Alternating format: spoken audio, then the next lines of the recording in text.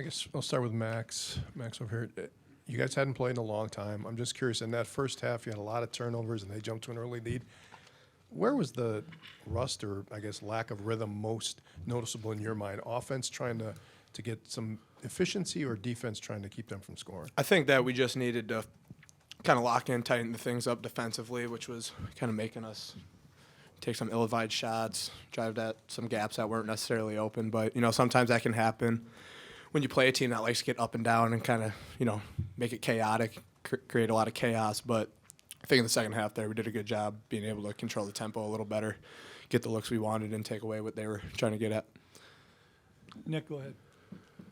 Yeah, Stephen, Coach McCaffrey, gave a lot of credit to you and Tyler as well as you guys as a whole getting to the free throw line. Just how important was some of the success in the paint as well as getting to the line tonight? And I guess how much of a focus was that going into this matchup? Yeah, I think it's a focus for us every game. And it's not only Tyler and I. You saw Klez and AJ get into the paint numerous times, and they both shot a lot of free throws. So I think a goal for all of us, not just me and Tyler, is just to pound the paint every game and try to dominate that aspect of the game. So. And then one for AJ, and then if you guys want to add, just what was kind of that off-the-glass alley-oop like, and had you had a play like that in a game, in a college game, I should say? Yeah, it was special. Obviously playing with an unselfish guard and Chucky, so just running the floor, he gonna throw it off the board if it's available. So, and yeah, I had a play like that before in college. When? Freshman year. Oh. Not here. Ben, go ahead. Stephen, kind of piggybacking off that, AJ had a number of dunks early that seemed to get the crowd going, seemed to get you guys going. When you have a player that can do that athletically, what can that do for the rest of you guys? I think just like he was saying, just their ability to run the floor, him and Chucky and Klez, just the way they get down the floor is something we didn't really have last year in transition. And like I said earlier, it wasn't only AJ dunking, it was Carter came in, did a couple hustle plays for us, and Tyler had a couple dunks. So I think it was a great team effort. And no, like you said, AJ does a great job of giving us that energy with those dunks. Go ahead, Michael. AJ, a few of those big plays, big opportunities at dunks, they weren't really necessarily falling your way early in the year. I guess, how have you tried to work to finish those and, make the most of those opportunities? Just going in there, playing off two more. You're more physical when you play off two. You have a better balance. So just going up there and just playing off 2 feet is something I feel like I can finish better off 2 feet. Jeff in the Max, back. Chucky was limited in first half to foul trouble. I'm just curious what you thought McGee gave you guys in that first half, both ends of the court. Life. You look at the stat sheet and you see 3 steals in the column. That's huge. And a lot of them were kind of like, they had just got a defensive rebound. He kind of sneaks behind, pokes one loose. I think he had one to you then where he passed. So, those are just easy buckets that you love to have because, you don't really have to do much work to get them, and they come easy. So, having a guy like that can come off the bench and spark it, life it into us, I think it carried over the second half big time. And, that's a credit to Cam and just how much he works, keeps his head down, doesn't let the naysayers, get to him or what the outside noise says. He's really focused individual, and I'm super proud of him the way he's handled himself the whole year, really. Steve, you still have a question? A mic for Steve, please. Just for any of y'all, 4 of 16 on 3-pointers, and you're still able to win comfortably. Just what does it say for y'all's balance on offense and ability to kind of not have to rely on the outside shots so much? I think just, working on still getting the easy ones, getting inside-out threes are stuff that we need to look at a little bit more. But when they, defenses schematically do things different, they run in 2 guys, 3 guys at Steve sometimes. So need to do a little bit better job as a guard. All of us guards, finding the open pocket, helping them out when stuff like that happens. But, like I said, just getting the right looks, trying to play inside out as much as possible. Michael. AJ, outside of the dunks, you got a couple scores in the post. I guess, how comfortable are you with the types of shots that you're getting in this offense, and how has that grown, I guess, since the beginning of the season? Yeah, I'm very comfortable. This is our 14th game.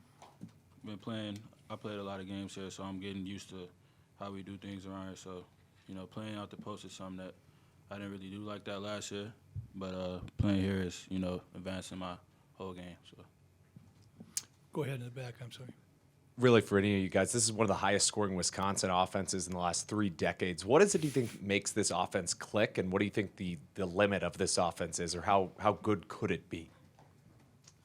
I just think the guys we have, like we were saying earlier, just something we didn't really have last year was transition offense, just the way getting out and running. And that's a credit to AJ and Chucky and Klez and some of our guards that like to do that. And I just think the type of shots we're getting, even though the threes aren't really falling, I think a lot of them are good shots, good open threes, and just dominating the paint like we have all year has been big for us. So I think those couple things. Max, you kind of had that awkward landing there in the second half.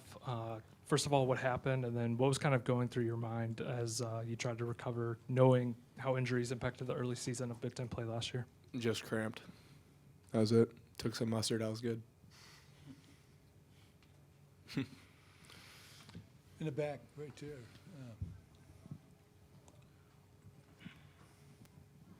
there. And for any one of you guys, after a long break and now 2-0 in the Big Ten, where is the confidence level for you guys as you continue this journey? I think we're a pretty confident group going into every game. We kind of, I don't know. I'd say I keep going back to last year, but this year it just feels a little bit different with our confidence, and that's just some of the guys we have. But I think it's really high right now, and it was good to get that first game out of the way after the new year. And just to kind of build off that, it's just the approach that we've had this year, just trying to take it, every time I've been in here, taking it game by game, day by day, practice by practice, whatever we got, that day is going to be a grind and we're ready to work. So just, handling whatever's in front of us, we're ready for it, in terms of life in general, hoops, school. This group's really closing it, and that's what we've been doing well so far. Obviously, you guys all watched the game. I just felt, even though the numbers in the first half on points per possession said we were okay defensively, I just never felt comfortable, really the whole game. And that's a credit to Iowa with how they score and different weapons and that they bring to the table. But I thought the second half we calmed down a little bit offensively, played through the paint, obviously got to the bonus and shot a lot of free throws, which was important. Took a little bit better care of the ball, and then we're able to at least find and guard Peyton Sanford in the second half much better than what we did in the first half. So, for having 10 or 11 days off, I thought this was, we responded to it. I thought we looked a little rusty early, maybe, but any win in this league is important, and you take them when you can get them. So. Obviously, Crowell, I thought, was terrific in the second half. Tyler Wall, really efficient, getting 19 points on 6 shots, and how he got to the line and converted at the line. McGee, I thought, gave us good minutes off the bench. Gilmore gave us a spark in the second half. So just a lot of positives, specifically with guys that gave us a boost off the bench. Questions? Got Nick up front, and then Hey, Greg, you kind of went down the list, but I also think of Blackwell kind of ripping the ball under the hoop, Gilmore a couple offensive rebounds. Just how does that speak to kind of the long-term potential of a collaborative effort like that, and how is it emblematic of what this team can do? I mean, it's our depth obviously has been talked about, and it's helped us immensely already. And I got 2 or 3 guys sitting on the bench that I didn't get in the game that I wanted to, and it wasn't anything that Connor or Marcus Silver has been practicing terrifically. I've been pulling him over. Connor obviously has practiced much better, and I think is really trending in a good way. And Isaac Lindsey has done a lot of good things. So I told them after the game, this is not indicative of anything you have or haven't done. It's a blessing and a curse to be a very, very deep team. I need the game to be longer than 200 minutes.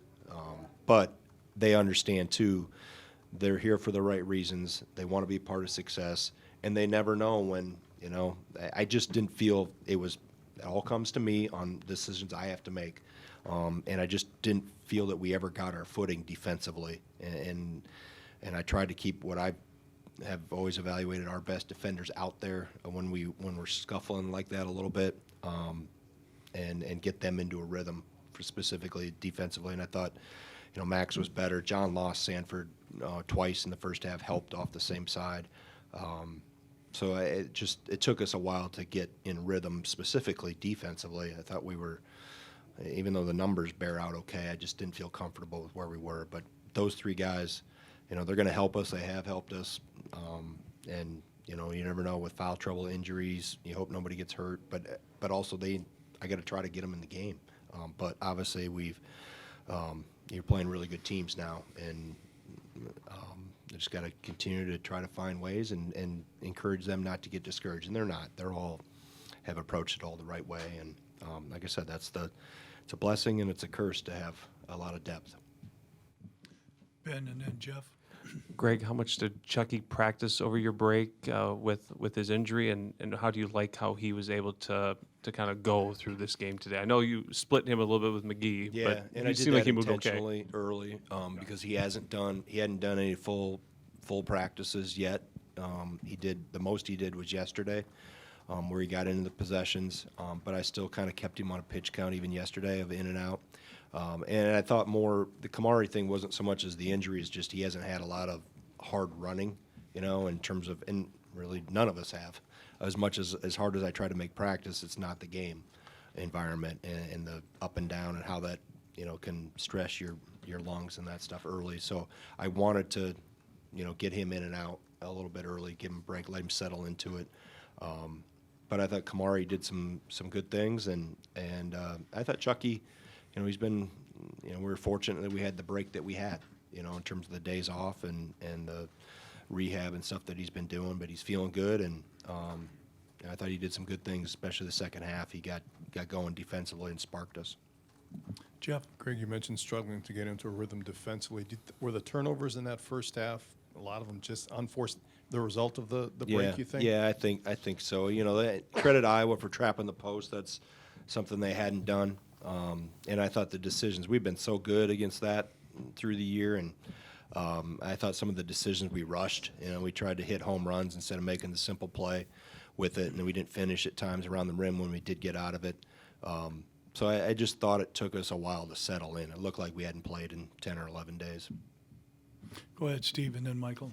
Just how much were y'all prioritizing at halftime? How much were y'all prioritizing him bringing up trying to get to the foul line as much as possible? I think it was in 26 free throws in the second half there. I mean, it's our bread and butter still play through the paint, and then our best shots come from inside out looks for the most part. So, you got two veteran bigs like Crawl and Wall and what they do, and even Gilmore and Winter got there in the second half too. So, for us, it's always a point of emphasis. No matter who we play, we want to play through the paint. We even went to store a time or two on a couple little design things. So I tell them all the time, and I don't care if you're 6 feet or 7 feet, you can do some damage in there, and it's a high percentage area to get the ball.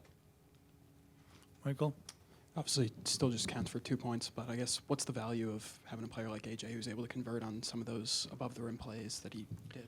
Yeah, I mean, he brings some dynamic ability, obviously. And I think probably as much as that, obviously the finishing ability, the explosiveness, but his ability to get the rim in the half court. Obviously, it's obvious in the full court and in transition and on turnovers and those type of things where we can get out and run with him.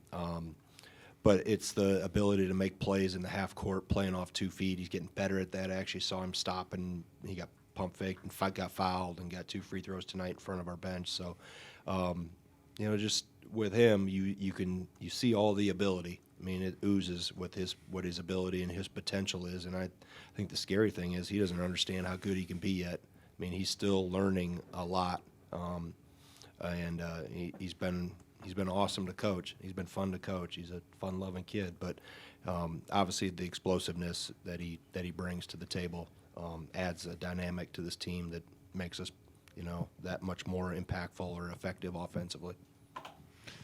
Jeff, go ahead. Greg, you guys have mentioned that pretty much from the start that he is a sponge and he is coachable. Is that something you had to find out through the process when he came here, or did you have at least a rough idea that would be the case when he signed?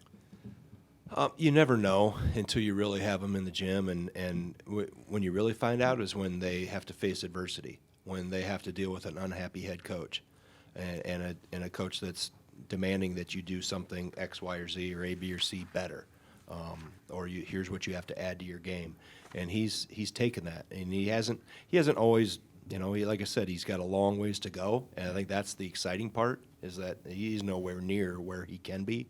But he has. I mean, I just saw him out in the hallway. I said, "Hey, have you ever had one of those off the backboard?" He goes, "Yeah, had one last year." I said, "What, an open gym?" He said, "No, we had it at St. John's." And so it just, he's always got a little smile on him. But like I said, we're continuing to coach him hard, and he wants that. He maybe in the moment he doesn't want it necessarily, but he's been so, I think, appreciative of his teammates, of how they've helped him. I noticed that early, that Chucky and some of the older guys grabbed him on day one back in June and really have helped him acclimate and get on the ground running. And that's the neat part about watching a team come together, because as a coach, you can't orchestrate everything. A lot of that chemistry has to be organic, and this group has got some good things going. Coach, how would you characterize Herb Cole's impact on this school and maybe even specifically this program? Yeah, I mean, we're obviously not sitting in this building tonight if it's not for Herb Cole. I think just having obviously the vision, and there were many people involved. Ab Nicholas, unfortunately, a lot of the very influential pioneers in this athletic department have passed on, and Ab and now Herb Cole. Wade Fetzer was another one. That, I think for Herb's standpoint, obviously the financial contributions, and he was so philanthropic with the university, and obviously what he did with the Bucks, keep them in Milwaukee, help get the Pfizer Forum construction off the ground. He was so giving. But for a man that was a senator and had the financial wealth that he had, you would never know it by talking to him. I mean, in the times I've spent with him, when he came here for games and things like that, and got to know him over the years, just really humble, really just had a very giving heart. And like I said, we're very fortunate, and obviously him forever a debt of gratitude for his vision and his want to help this athletic department and get this project off the ground back, in whenever they started it, opened in 98. But we're not here in this program, and it was a huge help to this program to grow it, to take it from the field house is great, but in order to stay relevant and take the jump that this program did starting 30 years ago or so, when it started with Stu obviously, and then when Coach Bennett was here and the transformation over here, that allowed us to compete nationally from a recruiting standpoint, because you guys all know the arms race that goes on. And I think the other credit is to the staff that have worked here for the last 26, 7, 8 years, whatever it's been. They've kept this place immaculate. I mean, I get asked all the time, was this just open? Like, if I have visitors come in or recruits come from that haven't been to Madison or haven't seen it before, because it still looks new. And I think our staff deserves, our custodial staff and building maintenance deserve a huge amount of credit, because they've made this thing, kept this thing a very pristine arena. One more final question for Greg, Coach Bennett. what growth have you seen in Nolan over the course of the last couple of weeks? His minutes have been pretty steady for you, and it seems like he's had a little uptick here recently. Yeah, I'd say, I think he's understanding. He's playing more aggressive, more physical, more seeking contact, or at least meeting contact halfway. And that's part of a freshman, specifically in the post, that you can tell them it's going to be physical. You can kind of show them some things, but until they live it, that's when they really figure it out. So I thought tonight, the 3-point play he had, some of the rebounds I watched him go at, he's still, he's got to get stronger and all the things that come with development. But, again, he has an edge to him. If you look at him, you can tell he's kind of got the eyes of he's coming at you. He's got, I think, him and John, the thing that really helps them as freshmen, the number one thing is how they compete. And how John competes every single day, how he guarded tonight, for the most part when he was on the ball, really moving. That's what I see every day. And Nolan, he's getting better in ball screens. Ball screens always early for bigs are a nightmare. I've watched all of the guys that we've had here come through here and struggle with that early. He's getting a little better with that. And I think the one thing that he can bring to the table is some shot blocking that will come, because he's quick off the floor and long. And but he, like I said, he just goes in and battles and gets knocked down, gets back up, and keeps chugging.